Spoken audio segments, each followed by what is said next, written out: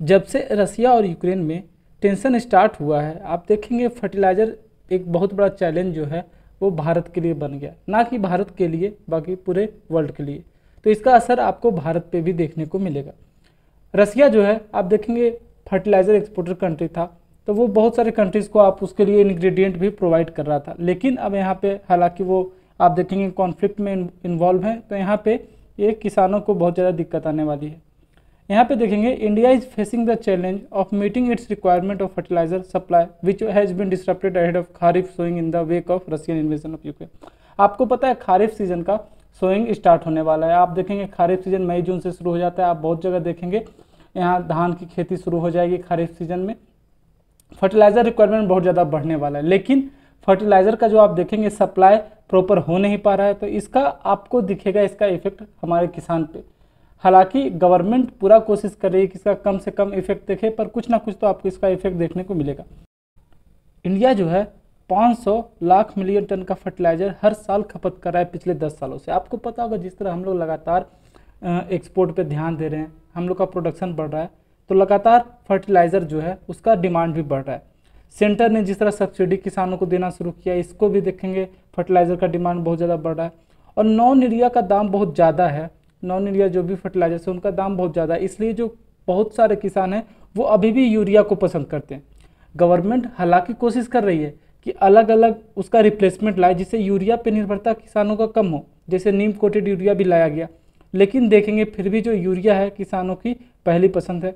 हालांकि आप देखेंगे सरकार ने जीरो बजट नेचुरल फार्मिंग के बारे में आपने सुना होगा, मैंने इस पर एक लेक्चर भी बनाया है। आप चाहे तो वीडियो जाके देख सकते हैं, प्ले लिस्ट में पड़ा हुआ है। तो वहाँ पे देखेंगे जीरो बजट नेचुरल फार्मिंग को भी सरकार प्रमोट करने की कोशिश कर रही है, जहाँ कम से कम फर्टिलाइज़र खाद की ज़रूरत हो। लेकिन जिस तरह से अभी मार्केट की ज़रूरत है उसको नीड पूरा करने के लिए किसान जो है वो यूरिया का मदद ले रहे हैं, ज़्यादा से ज़्यादा फर्टिलाइज़र लेना चाह रहे हैं। 2018-19 और 2020-21 के बीच में इंडिया का देखेंगे फर्टिलाइज़र इंपोर्ट बहुत ज़्यादा इंक्रीज हो गया है, 8% ऑलमोस्ट इंक्रीज हुआ है, जहाँ पे पहले सिर्फ 18.84 मिलियन टन था, अब 20.33 मिलियन टन है, जो कि आप देखेंगे लगातार जो है यूरिया का रिक्वायरमेंट हम लोग के किसान द्वारा बढ़ रहा है। और अभी हम लोग उतना यूरिया प्रोड्यूस नहीं कर पा रहे हैं, तो हम लोग लगातार इंपोर्ट करवा रहे थे बाहर के कंट्री से। लेकिन जिस तरह की बाहर टेंशन चल रही है उसको देखते हुए यहाँ सप्लाई में जो है बहुत ज़्यादा दिक्कत फेस करने को देखी जा सकती है।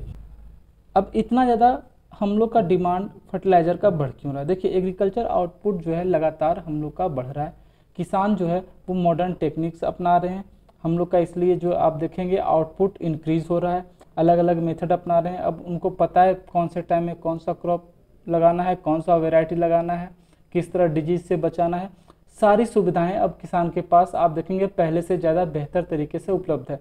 तो इसलिए आप देखेंगे इसका जो है ज़्यादा डिमांड हो रहा है, क्योंकि हम लोग ज़्यादा से ज़्यादा प्रोडक्शन कर रहे हैं। और अभी का हालत में आप देखें जिस तरह इंडिया में आप देखेंगे एक अभी वो लगाया हुआ है, सरकार भी ध्यान दे रही कि ज़्यादा से ज़्यादा हमारे किसान उपजा सके अनाज को, ताकि हम लोग अपना मार्केट जो डोमेस्टिक मार्केट है उसका नीड तो पूरा कर सकें, साथ में ही हम बाहर भी भेज सकें, एक्सपोर्ट कर सकें।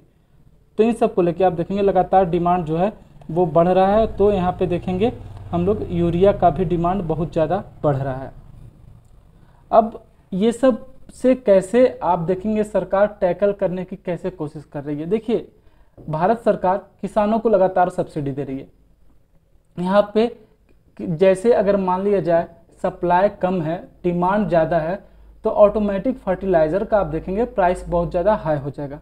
लेकिन भारत सरकार क्या कर रही है, किसानों को लगातार ज़्यादा से ज़्यादा सब्सिडी प्रोवाइड करवा रही है, सब्सिडाइज रेट पे फर्टिलाइज़र किसानों को प्रोवाइड करवा रही है, जिससे होगा क्या कि प्रोडक्शन जो है आप देखेंगे में इसमें रुकावट नहीं आएगा, गिरावट नहीं आएगा।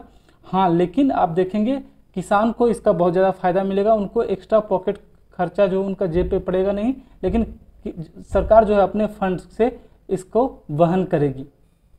अब जो सब्सिडी यूरिया में है ये सेंटर पे कर रही है, on the basis of cost of production कर रही है, ये पे करती है। और subsidy of non urea fertilisers, इसमें भी देखेंगे कहीं ना कहीं सरकार जो है वो न्यूट्रिएंट्स के बेसिस पे आप देखेंगे यहाँ पे सब्सिडी दे रही है। अब हम लोग समझते हैं कि एक तो ये यूक्रेन रसिया का वार हो गया, उसके बाद जो पैंडेमिक जब शुरू हुआ था तो आप देखेंगे जो चाइना है वो एक मेजर एक्सपोर्टर था। लेकिन उसने भी क्या किया कि अपना एक्सपोर्ट घटा दिया। क्यों? उसको लगा कि क्या पता आगे हम प्रोडक्शन अभी सही से सप्लाई चेन मेंटेन रह पाए या ना रह पाए, तो वो भी थोड़ा सा ब्रेक लगा दिया। इसलिए देखेंगे कि जो पेंडेमिक ने है उसने ऑलरेडी फर्टिलाइज़र प्रोडक्शन, इंपोर्ट और ट्रांसपोर्ट पे इस पर हल्का सा रोक लगा दिया था। लेकिन अब जब से यूक्रेन रसिया का वार हुआ तो ये ज़्यादा, आपको पता है अभी पूरा वर्ल्ड कनेक्टेड है चेन। अगर एक कंपोनेंट यहाँ तैयार हो रहा है तो अगर वो कहीं से वहाँ से इनपुट आ रहा है इसके थ्रू तो यहाँ पे बन रहा है। लेकिन जिस तरह से ये सब प्रॉब्लम फेस हुई तो अब दोहरा मार ये आप देखेंगे एग्रीकल्चर सेक्टर में लगा है।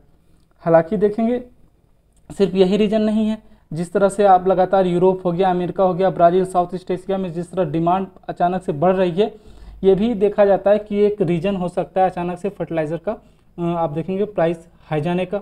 और जिस तरह से फूड क्राइसिस देखा जा रहा है तो ज़्यादा से ज़्यादा कंट्री फोकस करेगी अपने एग्रीकल्चर सेक्टर पे कि ज़्यादा से ज़्यादा उनके फार्मर्स जो है वो प्रोडक्शन दे सके, तो उसके लिए उनको ज़रूरत होगा फर्टिलाइज़र का।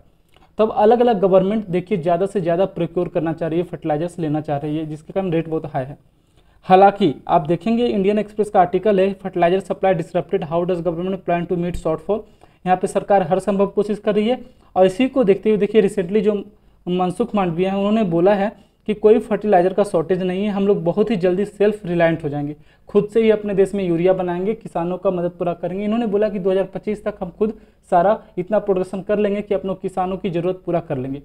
तब आने वाला समय बताएगा। देखिए यहाँ पे गवर्नमेंट बहुत श्योर है कि हम लोग को फार्मर को कोई दिक्कत नहीं आने वाला है, हम लोग शॉर्टेज होने नहीं देंगे। इस पर अगर कोई फर्दर वीडियो आएगा तो मैं आपके सामने लेके आऊँगा। तब तक पढ़ते रहिए। जय हिंद।